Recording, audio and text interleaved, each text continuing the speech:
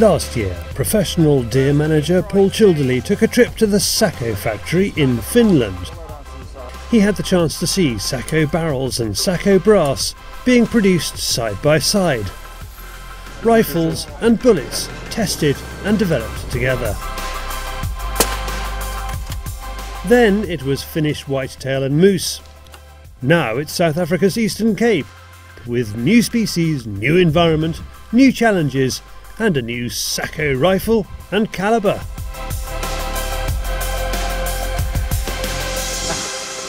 We're guests of Nico Els of East Cape Bushveld Hunting, a young outfitter who's gently opening up the hunting potential of his family's farm. The appeal for Paul is the low-key setup. It's a goat, cattle and sheep farmstead that happens to have game. There's no guarantee, which is great. You've got to use your skills, you've got to use your equipment, and you have a little bit of luck as well, you get the results. And that game moves freely across and over the farm's livestock fencing. Bushbucker over or under it, kudu go over it without blinking an eye, duiker crawls it, warthog crawls underneath it, and if they can't go over or under it, they'll break it. Paul wants to help with the management of that game, which Nico knows will lead to better, stronger animals, in particular kudu. The grey ghost is what gets Nico's blood pumping. If someone said to me today, there's only one animal you can hunt with as long as you live, what animal would it be? I would say kudu. If they ask me what 3 animals you can hunt with, I would say kudu, kudu and kudu. He's as passionate on the kudu as I am about the Chinese water deer. They're his #1 thing in life.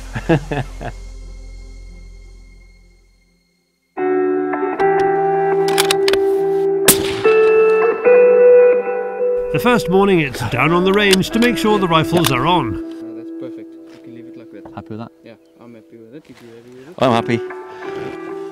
Very happy. It's the new Carbon Wolf, 6.5 Creedmoor. New calibre to me. Everyone's raving on about them, that they've got great trajectory out at distance. I was a bit sceptical to start with, but I'm actually really impressed with it, because it's quite a tactical looking rifle. And not really the thing, you know, I'd use at home personally. But that's at work for me. Love this sort of rifle. It's very stable, very steady. But I honestly say, I actually love it. It's actually, you know, even comfortable freehand shooting. You know, it's a good bit of kit. Lovely stock on it. Smooth to touch, good grip, and it is quite a big old unit of a rifle, but it's still nice and light. Normally with these bigger target rifles or tactical rifles, not really a tactical rifle but a target rifle, they're very, very weighty, very heavy, but this has still got, it's still a nice balanced rifle. I mean, carry it one hand, you don't know you've got it on your shoulder. Obviously once you have the bipod and everything else on it, it's you know, it just make it a weighty bit of kit. But no, very pleased, very pleased. Excited to be in Africa? Oh yes, especially after our long trip to get, it's quite a long trip to get here. And obviously always stressful when you're bringing firearms. With the paperwork and the different scenarios you come across as you're going through 2 different flights. But yeah, yes, ready for action and pass the test. Paul hasn't come alone. Julian Littler is a stalking client, now friend, who asked if he could join us. With everyone making holes in the right places, Nico explains some basic shot placement. You must be happy with it too. I'm more happy than, yeah. Again, it's a new, I'm used to shooting light bullets, so yeah. For me 156 grains is quite heavy, so. Alright, so while we're standing here, I just want to talk to you a little bit through the shot placement. The animal's standing like this, below the snout, on the picture obviously, but when you're looking at a live animal, so if you go up next to the front leg like that, that is a kill shot right there. Yeah. I always tell guys to just stay between the front legs. If it's turning obviously towards you, halfway up the body, lung shot, drop a little bit below the middle of the body, you're in the heart. And if he's side on, then it's straight. Always between the front legs. Behind the leg. If it's turning away from you like that, you go up behind, in between the front legs. You can always see the front legs, right in between them, in the middle of them. Oh yeah, what I say, if he's broadside on, yeah, you just go straight behind his front leg, wouldn't you? If it's broadside on, right up in the middle of the front leg. Straight in the front legs. Because what I was saying to you on the way over, we'd always go for, because obviously in England all the animal's Hearts vital are- sits back a little yeah, bit. whereas here it's forward. Ours is forward. So broadside, up the front leg. If it's turning, quartering away or quartering towards, in between the front legs up. Yep. It's really hard to get in your head because Yeah. we just go up, back.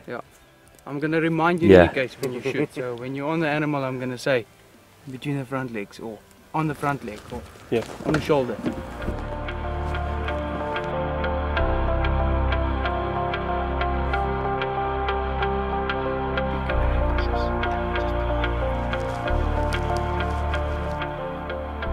Time to start hunting. First, it's going to be kudu. Nico has plenty, but he's after very specific bulls for his guests. The bull always follows. The bull never leads. The young bull, even young bulls, they run at the back. The big bulls, they're smarter than that. They'll let the females and the young ones lead. And then they'll hang back a little bit. They won't follow directly. There'll be like a gap between the group and the bull. It's a stunning place with thick vegetation. Nico's style of hunting is not dissimilar to Scotland. Lots of glassing and lots of patience. On the rock there was awesome.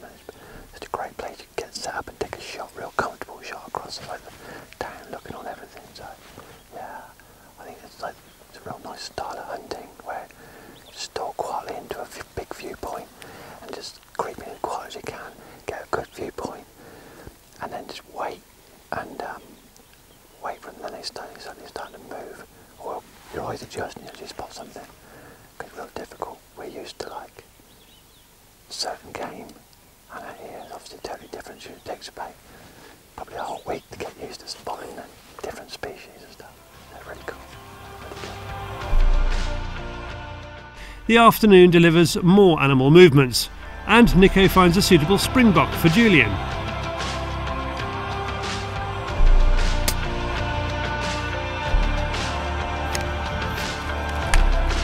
All good? Oh, good, mate. Hello, mate. Oh, absolutely. Yeah.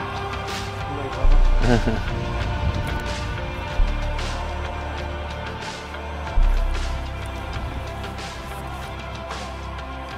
We've covered a lot of ground today.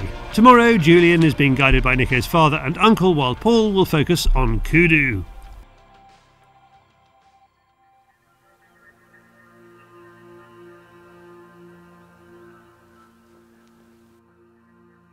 Nico's words were, we're going to go hard at kudu today. That means basically we're going to live out here for the day.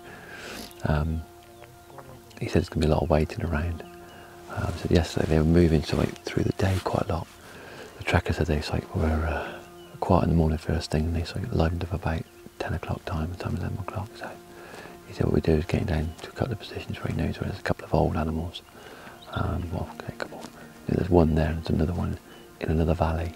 And fingers crossed we see one. So yeah, could be good. Perfect morning. It's actually cold this morning, but you just feel the sun on your back straight away. It's like warming up really nice. So apparently it's quite good for them. A bit cooler. Should be good.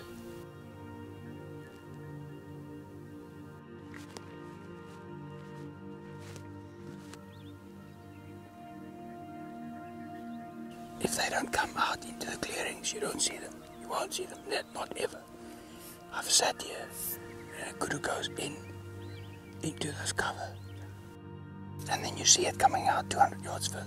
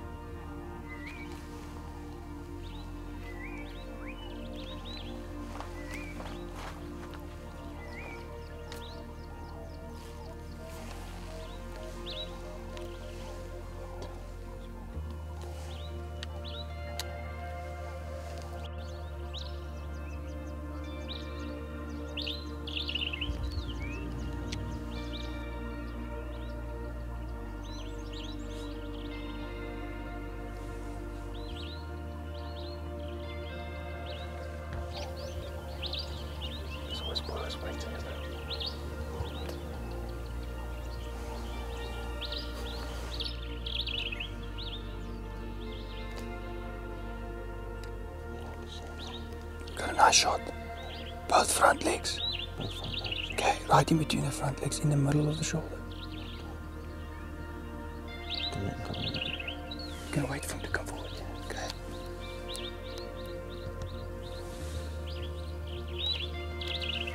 Hey!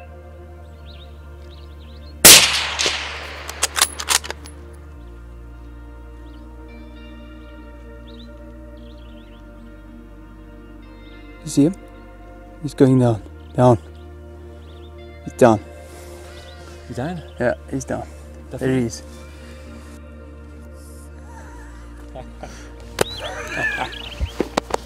Thank you. Got him. Wow, that was pressure. What pressure was that? You're an old hand at this, man. Yeah, no, that's pressure on that. Pressure for you. Serious pressure. Oh, We're waiting. yeah. It takes quite a bunch of a lot of patience, eh? Yeah, yeah, oh, unbelievable. Patience and the build-up, obviously the build-up over the last couple of days. Yeah. But it's good. Adrenaline rush. Thank you. Good skills. You spotted him straight away, didn't you? Yeah, I know. I How saw you him. Spot them. I can't. I'm there looking and looking and looking. When I came into this gap and I saw him, I immediately knew. Straight away, yeah. Straight away, I And you knew. knew you was the one as well. You think it's an old bull? I think it's an old bull, but it's not only an old bull, it's not a very good quality bull. Right, okay. So he's got the horns, Yeah, but he hasn't got the depth, yeah. and he hasn't got the body. Right, yeah. And you look carefully at him, you'll see he's got a thin neck, Yeah. and he hasn't got quite that black patch in the neck you yet. said He's about got the a, black patch, at least half of his neck should be, really black and Yeah, yeah. thick. Yeah. He hasn't got it. He just hasn't got it. So it's better to take that. Perfect to take out for your gene pool. Perfect one. Yeah, Yeah. exactly what I want to take out. Yeah. Yeah. So I'm happy. And the rifle performed. The rifle did his job, and the marksman. Yeah, well, yeah, yeah.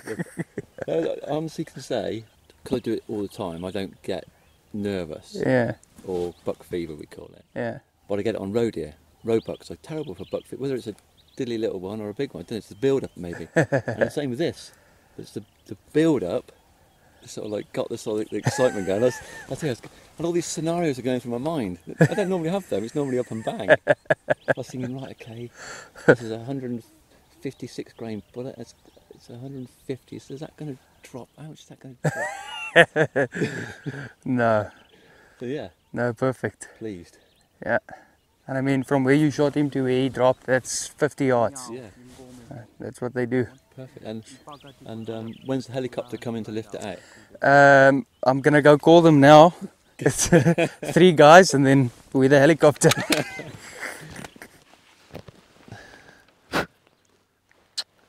That was pressure, and it really was.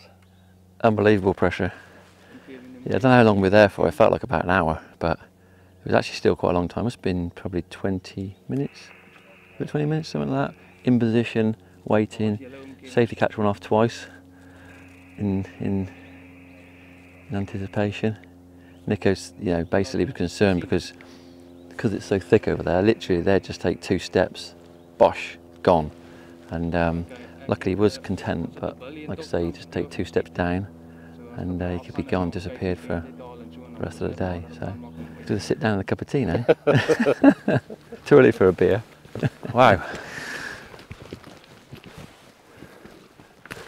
Well done. Thank you very much. Congratulations. That's a good shot. Very good shot. Very happy with it. Oh, that's perfect. Look at that. Happy with that, yeah? Yeah, very happy with it. He's a bit of an angle as well, wasn't he? So. Yeah, he was standing at a slight angle.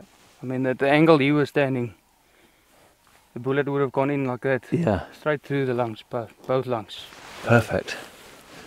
Thank you. Yeah. Didn't run far, dropped straight down. Yeah.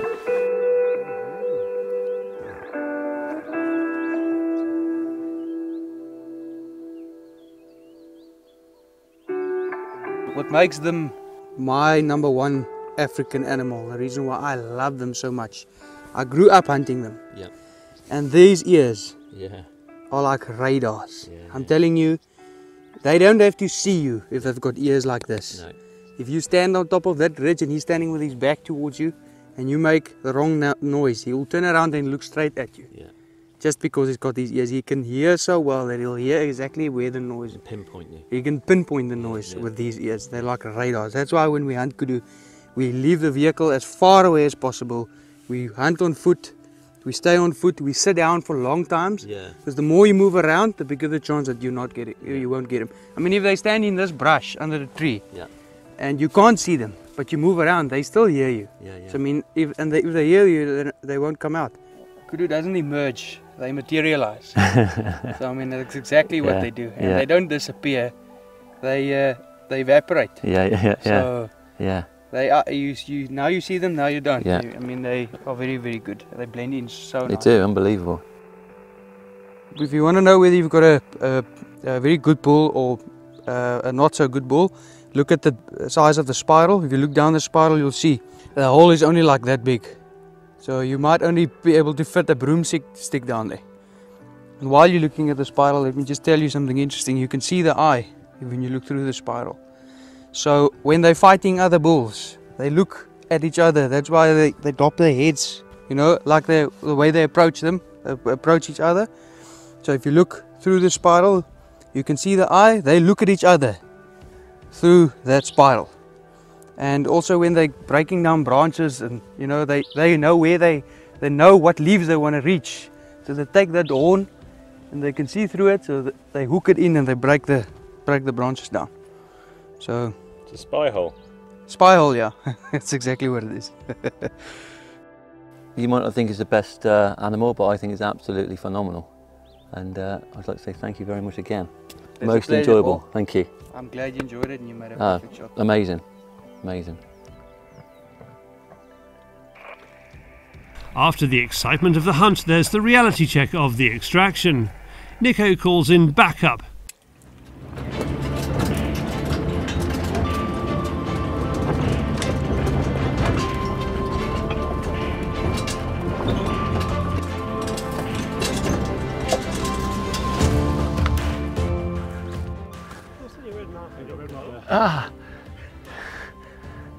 Leopard strike. Took down by acacia bush. It's hard going, this bush. Looks quite small when you fold it up like that. We're gonna just loosen up the ropes and try to maneuver it so that it's much more slick, so that we can go through the bush. Because like this, only 2 people can carry it, which means more weight on one person. And obviously you've got a much broader body. You're having to try and push through the bush here.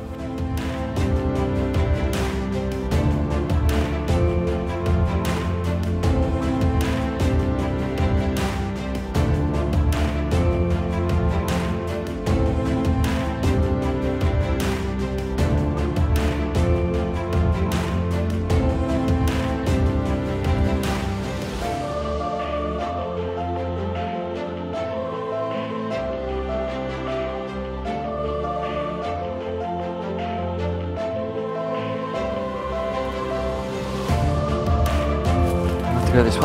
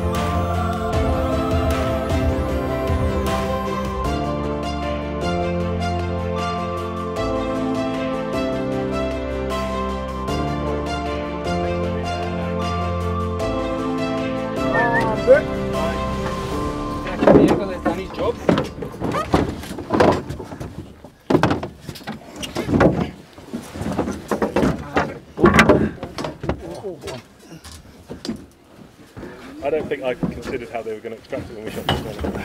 Yeah, I didn't quite know. I thought we were going to cut it up at one stage, but Nico said it's a little bit smaller than the bigger one, so we literally got to cut the poles in there, and we all lifted it up. Obviously gutted it this morning and carried it out in a fashion through the brash experience and a half. Yeah, and got this little Toyota right down the bottom there, and it cruised back up. Unbelievable.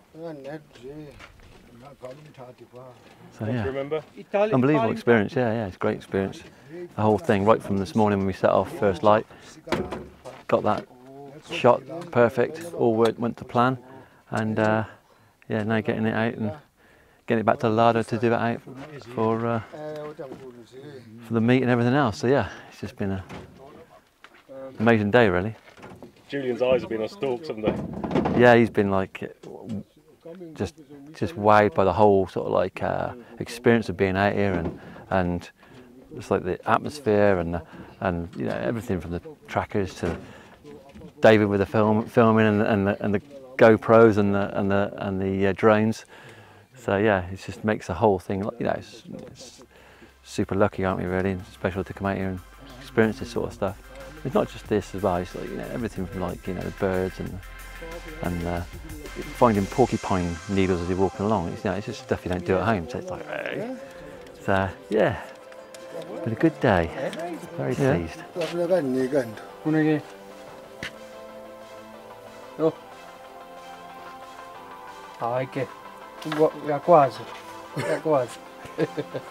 Very good.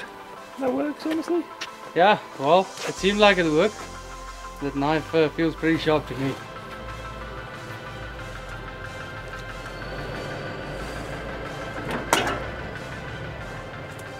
Back at the chiller and with knives sharpened, Paul assesses the damage inflicted by the 6.5 Creedmoor Powerhead 2 bullet. So that's the entry, and that's the exit. Hit a rib going in and went between going out. And yeah, so went straight through the top of the heart. Yep. Perfect. Lungs as well. Top of the heart and the lungs. Yep. Africa is a special place, and the hunting is special here too. And Paul has a few days left to find his rogue impala and to call a diker. For more information about hunting with Nico, go to eastcapebushvelthunting.co.za. And for more information about Sako rifles and bullets, including the Sako 85 Carbon Wolf, go to sako.fi.